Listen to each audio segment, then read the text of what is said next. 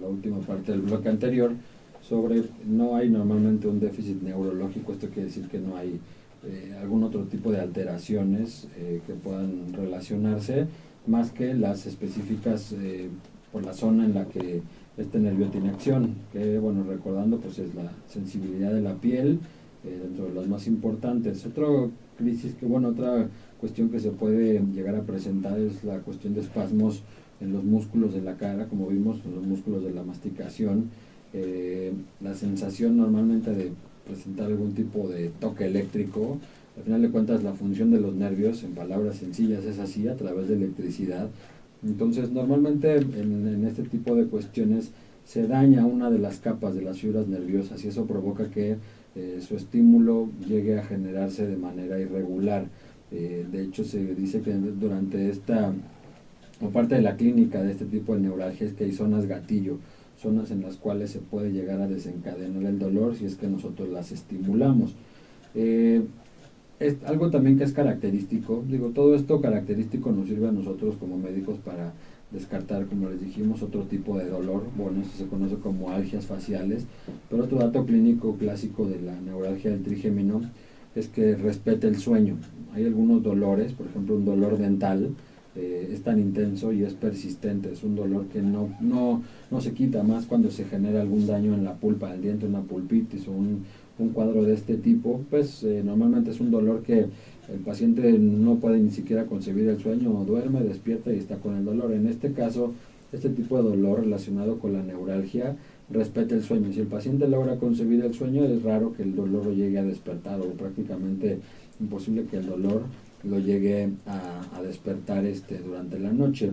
Hablando de esto, de que el cuadro puede ser unilateral o bilateral en uno o ambos lados de la cara, hablando que lo unilateral es lo más común. Cuando se presenta de manera bilateral, normalmente los ataques también van alternantes. Es muy raro que el dolor se presente en ambos lados de la cara al mismo tiempo. Normalmente el dolor se va presentando en un lado o en otro y va alternando así durante los ataques que se presentan. Obviamente, pueden, como les dijo el doctor, recapitulando también un poquito, se pueden afectar las diversas ramas de este nervio, que normalmente pues si los dividimos, los podríamos dividir en tercios para clasificarlos de manera más clara, entre el superior, el medio y el inferior.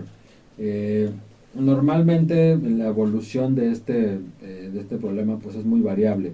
No hay algo clásico. Hay pacientes que pueden presentar los síntomas únicamente durante días, hay pacientes que los presentan semanas o meses.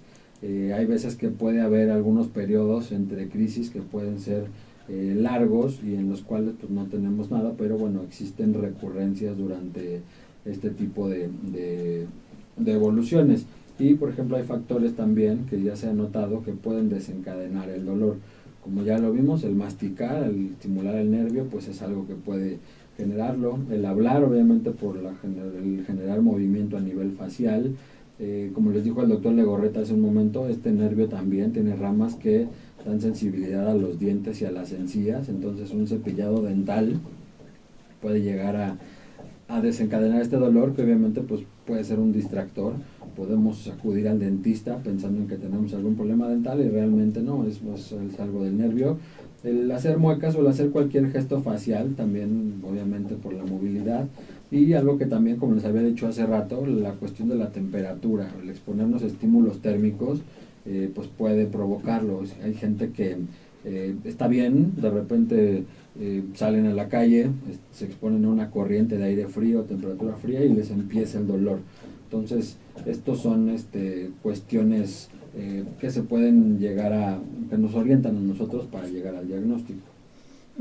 Y algo importante también y que algunas personas confunden inicialmente es que a pesar del tipo de dolor que esto presenta, hay muchas personas que tienen algo que le llamamos neuralgia pre-trigeminal, es decir, no tienen todavía la neuralgia completa, pero sí empiezan a tener dolor de manera crónica previo al cuadro ya como tal clínico, y es diferente el dolor porque el dolor no es tan intenso, no es tan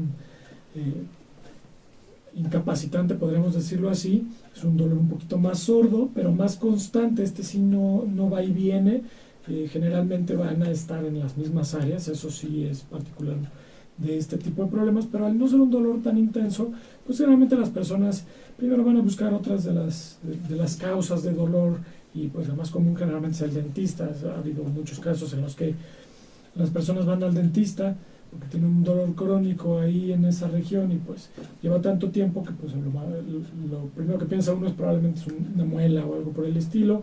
Van con el dentista y pues a veces hasta extracciones llegan, le quitan la muela, el diente, aparentemente con eso solucionarían la situación, y resulta que sale siendo pues peor. Ya le quitaron un diente y al rato detona como tal una neuralgia completa con el dolor ya intenso, incapacitante, y pues en realidad esto es casi imposible de saberlo desde antes, ¿no? Es una cuestión que tenemos pues ya localizada, se sabe que existe, pero nunca sabemos si realmente es una neuralgia peritrigeminal hasta que realmente nos da la neuralgia como tal.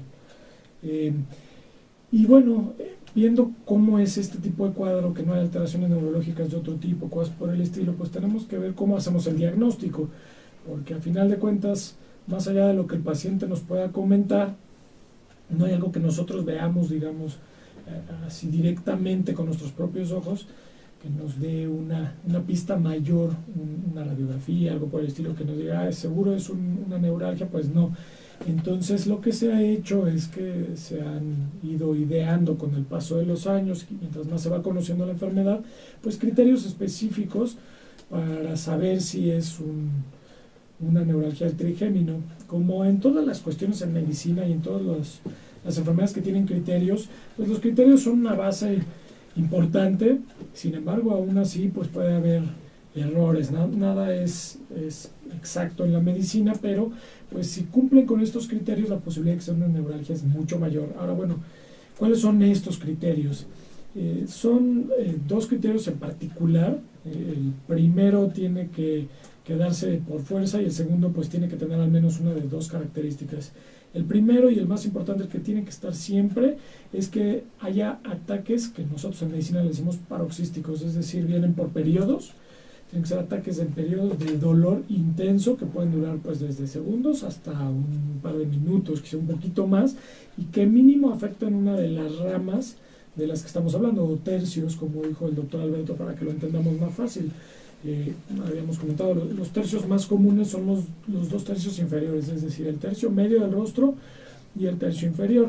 La parte de la frente no es tan frecuente que dé problemas. De hecho, cuando solamente el tercio superior del rostro tiene dolor, muchas veces investigamos si no hay algún antecedente de herpes en estos pacientes, porque una cosa que se llama dolor postherpético es un dolor que queda después de una infección de herpes zóster, que ya hablamos en uno de los programas pasados, puede dejar a ese nivel un dolor crónico. No descarta, por supuesto, que sí sea una neuralgia, pero es la zona más infrecuente. Ahora, este es lo que es importante, ¿no? Que tengamos estos dolores que son periódicos, que duran poco, muy intensos, y que a mínimo una de las tres ramas esté involucrada. Y el otro de los criterios es que tan siquiera tenga alguna de estas características, ya sea que sea, como decimos, intenso, que sea agudo en el momento, que sea un dolor superficial. No es como esos dolores, por ejemplo, en los senos paranasales, en donde la gente dice es que siente una presión adentro o siente un globo en la cabeza. No, el dolor es superficial, es en piel, y la gente así lo describe. Y como bien lo decía el doctor, pues hay puntos que son particularmente hipersensibles, puntos gatillo, y la gente cuando los toca genera el dolor. Entonces es mucho más fácil así darnos cuenta que es mucho más superficial el dolor, y la característica principal es que es un dolor quemante o cortante. No es un dolor tan sordo, sino un dolor pues como si fuera de ardor, como de quemadura, bastante intenso, ya sea que tenga una de estas características, o una cuestión importante es que se desencadene con estos puntos gatillo, es decir, la persona o el médico inclusive puede hacer alguna de las pruebas tocando las regiones del rostro. Si esto genera dolor, bueno, cumple este criterio. O si el paciente llega y nos dice, es que yo cada vez que me lavo los dientes empieza el dolor en todo el rostro, perfectamente estamos cumpliendo con ese criterio, y es algo fundamental para poder llegar al diagnóstico. Son estos los dos criterios como tal. No descarta algunas otras patologías, pero pues nos da un grado de certeza muchísimo mayor.